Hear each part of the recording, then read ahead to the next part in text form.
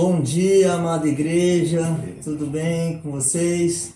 Nessa manhã estamos aqui, hoje um domingo especial, né? A escola dominical hoje está especial, né? Vamos falar um pouquinho sobre missões, um pouquinho diferente. Gostaria que vocês prestassem bem atenção, porque hoje a Thaís ela tem muito para falar para nós nessa manhã, né? Então eu vou estar entrevistando aqui a nossa missionária Thaís, a esposa do Jonas, missionário que eu conheci lá atrás e veio estudar aqui no Brasil, né? Nos conhecemos ali na Igreja Nazareno Central, né? E hoje estamos aqui na Igreja Nazareno Guanabara, né? E eles estão fazendo um giro missionário, estão passando por aqui, onde já tivemos um tempo especial aí, né? Semana passada, na verdade, estivemos com eles e eles hoje aqui também falando na escola dominical para a gente. Quero estar entrevistando ela nesse momento, fazendo algumas perguntas. Ela vai estar falando um pouquinho da experiência dela com Deus, né? Da sua experiência com Deus e os desafios que ela teve ao estar ali em missões na África e vivendo em Angola hoje, casada com um filho. Então ela vai estar falando um pouquinho. Bom dia, Thaís. Bom dia, pastor. Tudo bem? Graças a Deus. Muito obrigada, é um prazer estar com vocês aqui nesse dia. Me sinto muito honrada, muito privilegiada. A Igreja do Nazareno Guanabara é uma parceira nossa de ministério, amigos de longa data. Então estou muito feliz, muito agradecida por essa oportunidade. Amém. A Thaís eu conheci também há muito tempo, né? A gente não tinha uma amizade, mas era de cumprimentar ali na igreja, sempre via ela ali. Eu lembro que quando o Jonas e ela estavam indo embora, né? E casados, já estavam indo para missões, né? E eu sempre fico feliz em ver alguém da igreja indo. A gente fica triste ao ver as pessoas às vezes indo embora. Poxa, a pessoa está indo, né? Está deixando, mas nós ficamos felizes em saber que está servindo ao Senhor, né? Quando está fazendo a vontade do Senhor, nós ficamos felizes, né?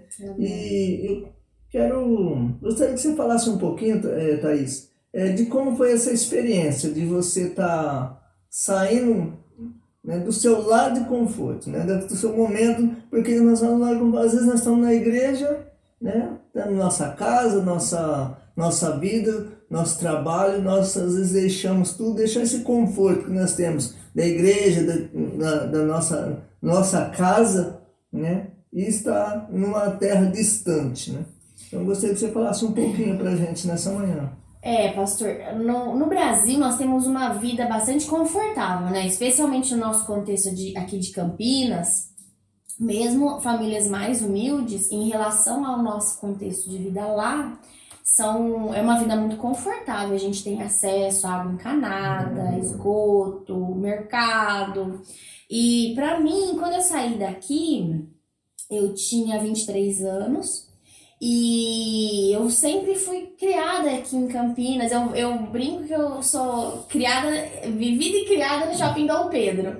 Então, quando eu cheguei lá, num contexto de mais dificuldades, o início foi muito difícil. Mas o mais difícil não foi necessariamente a falta, né?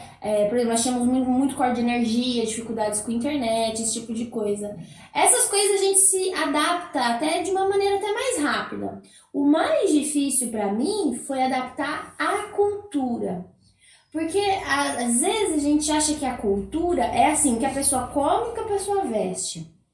Isso faz parte da cultura também. Mas é a coisa mais fácil de adaptar. Principalmente se você tiver um estômago bom como o meu, né? Se eu algum dia comer alguma coisa e passar mal, pode ter certeza que os outros que comeram comigo já morreram. Entendeu? Então, talvez é o meu caso, que eu sou meio... É mesmo? Você é meio ruim, né? Eu como e tá tudo tranquilo. Então, assim, a maior dificuldade é entender a maneira de pensar. E em Moçambique, que foi a nossa primeira parada, nós vivemos 7 anos lá servindo na igreja, eles têm muitas regras. né? Na nossa cultura a gente é assim, fica à vontade, entra, bem-vindo, fica à vontade. Nessa palavra não existe lá. Então tudo tem muitas regras, a maneira de sentar, de cumprimentar, de passar as coisas, dependendo da mão que você oferece. Se você oferecer alguma coisa com a mão esquerda, você está ofendendo o seu convidado. Então todas essas regras no começo foram difíceis, porque era uma questão de memorizar, né? Mas depois de alguns anos já no campo, aí eu consegui entender melhor o que estava por trás da regra. Então foi aí que eu comecei a relaxar no campo missionário, né? Dizem que os primeiros 3 anos com o missionário no campo são aqueles que mais expulsam missionários, né? Se o missionário conseguiu sobreviver 3 anos no campo, é muito mais difícil dele desistir. Ele pode voltar por outros motivos, mas não desistir por causa da cultura. Então, esse foi, assim, a minha dificuldade inicial. Mas, graças a Deus, hoje eu já sou, como se diz lá em Moçambique, já sou mamãe, já sou nora. E você passou quanto tempo em Moçambique? Né? Porque hoje vocês estão em Angola. Né? Quanto tempo em Moçambique com o trabalho? E nós ficamos 7 anos em Moçambique, trabalhando com educação teológica, e dentro do seminário Nazareno tinha uma escola infantil que eu era coordenadora. Sim. Então, 7 anos em Moçambique, e estamos agora 4 em Angola, servindo a igreja lá. Legal mesmo. Né? E a diferença entre estar no Brasil e estar em outro país é mesmo um desafio muito grande, né? Sim.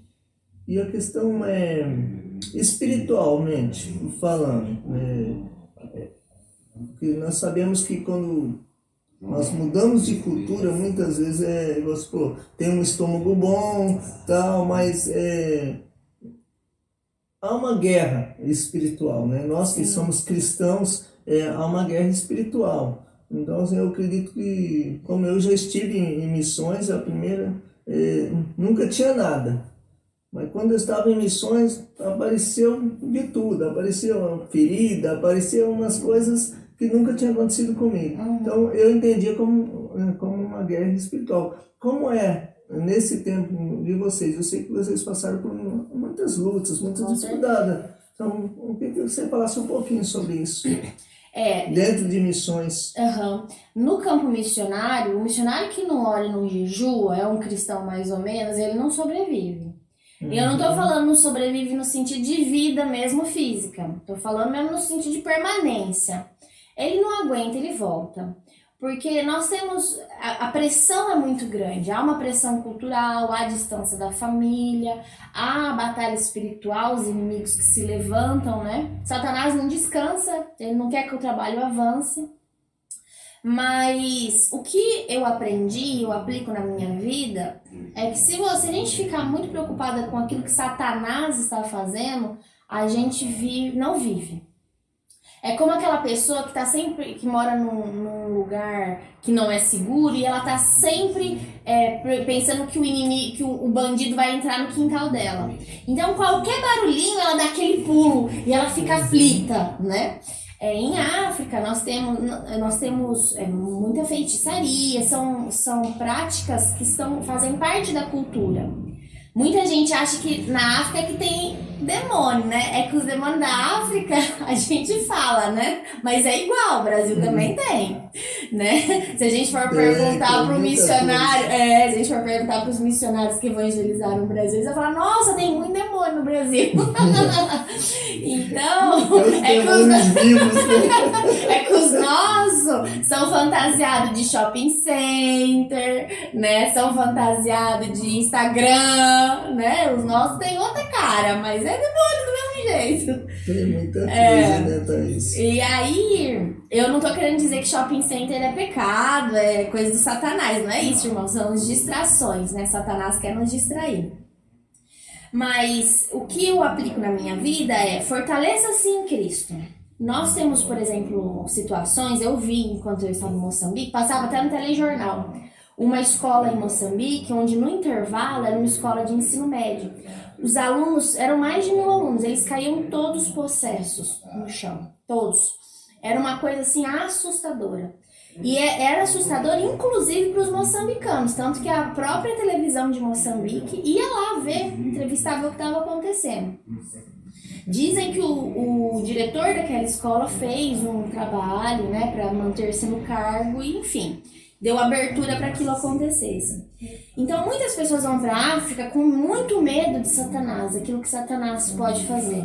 E isso acaba se tornando até um empecilho. Porque quando a gente fica muito focado naquilo que Satanás pode fazer, a gente se esquece daquilo que Cristo já fez. Então a melhor forma é parar de ser caça-demônio, né? Tinha os caça-fantasma na minha época. Hoje em dia tem os caça-demônio. Parar de ser caça-demônio, fortalecer-se em Cristo e na sua obra. Porque quanto mais a nossa fé estiver voltada em Cristo, firmada em Cristo, aquilo que nós não vemos, o Espírito Santo nos revela. O meu filho uma vez falou assim pra mim, ele estava contando alguma coisa, e eu falei, você tá me contando tudo? Ele falou, claro, mãe, porque se eu não te o que eu não te conto, o Espírito revela, então eu já vou confessar de uma vez. Então... a batalha espiritual a gente vence não é olhando para Satanás, é olhando para Jesus. Muito bom. Eu vejo assim, essa área, né, de muito,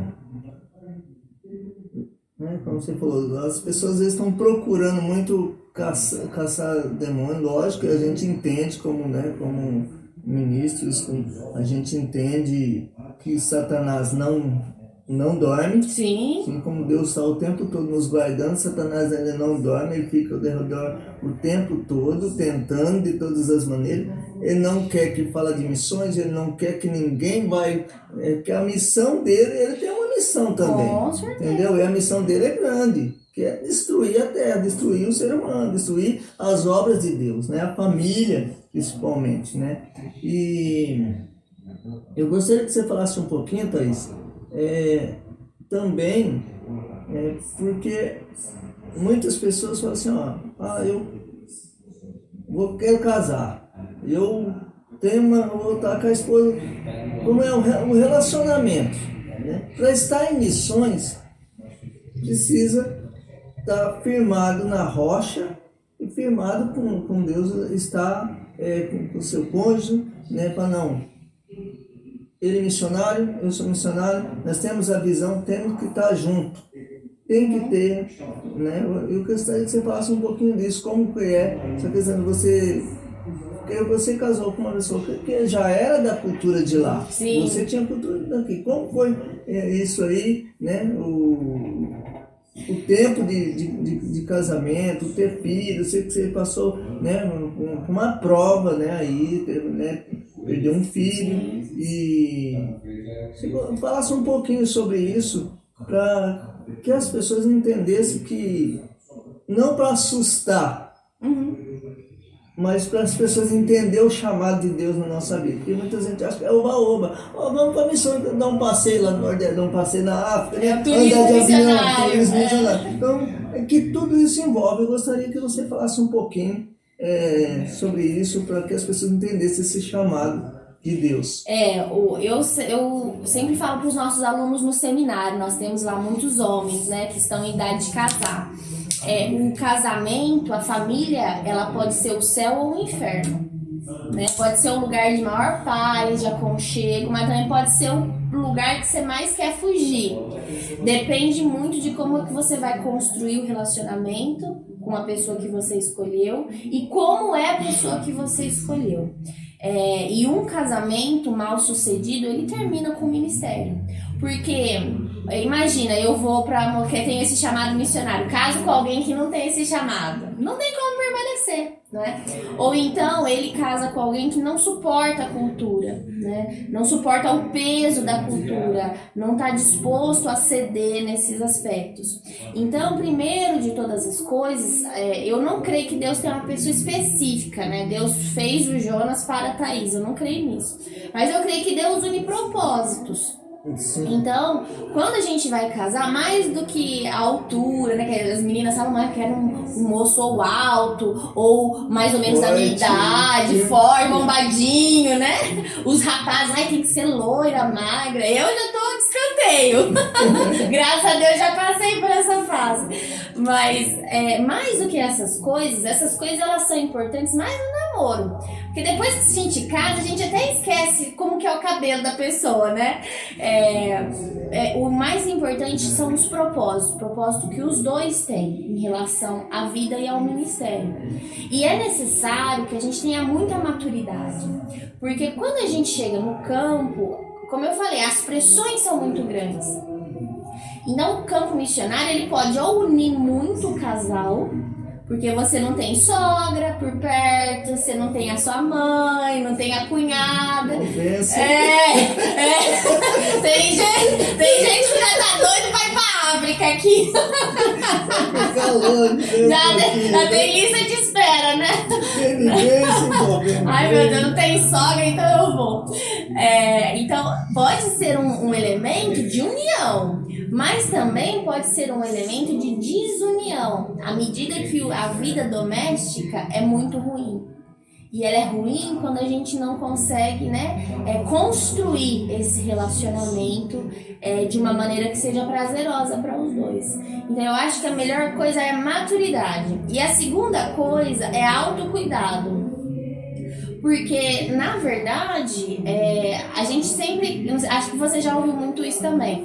Que a gente deve casar quando a gente tem que ser feliz sozinho para depois ser feliz com outra pessoa. E isso é muito verdadeiro. A gente tem que estar suprido emocionalmente. Bem consigo, bem com Deus. Tem que estar feliz. Você mesmo tem que ser boa companhia para você. Porque quando a gente fica esperando do outro preencher um vazio que não cabe a essa outra pessoa, essa é a receita do fracasso. Então, na minha experiência, é isso: maturidade e autocuidado. E quando, mesmo, né, você casado, com filhos, muitas vezes vocês se sentiram só. Sim, com certeza. A solidão, ela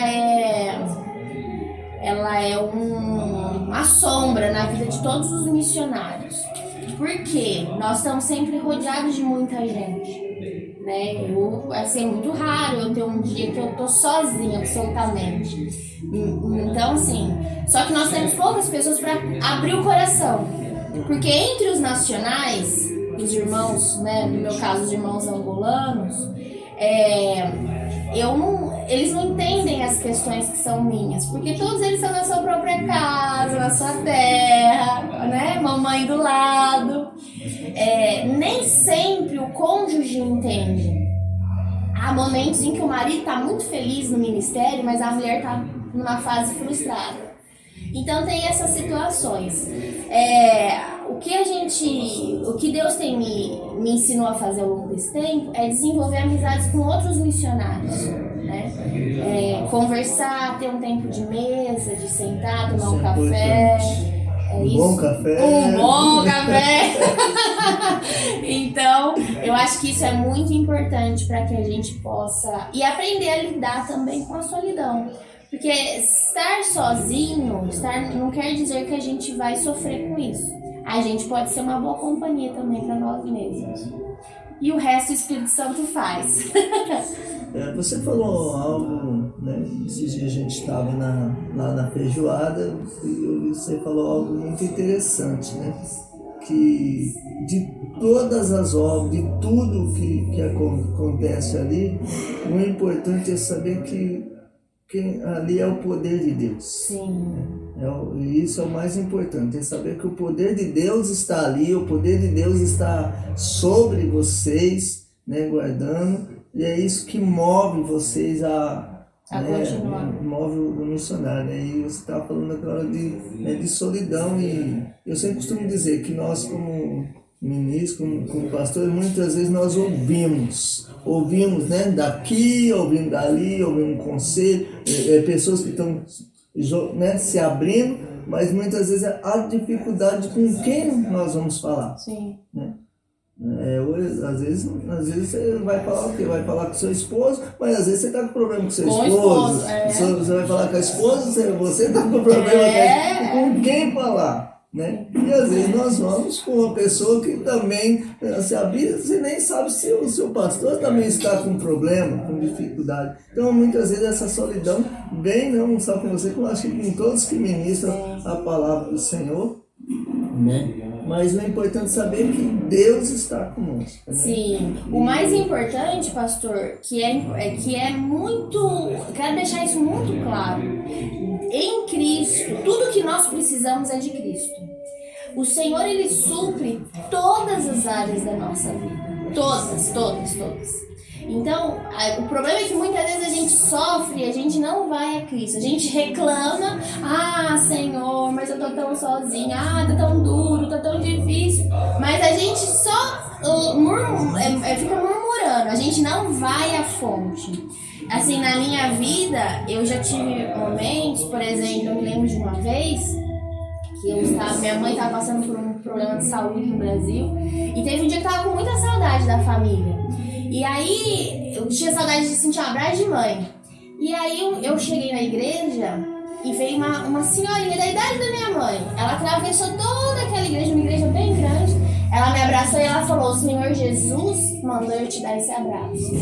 Então, eu me senti tão consolada naquele momento. Então, em Cristo, tudo que nós precisamos é de Cristo. Ele supre todas as nossas necessidades, no campo ou fora dele. Então é isso, para a gente fechar, gostaria que você só falasse um pouquinho para dar ânimo. O que mais anima vocês a estar no campo missionário? Só para a gente fechar e orar. É o propósito. Não vá para o campo missionário porque você acha bonito pregar. Não vá. Cumpra o propósito de Deus na sua vida.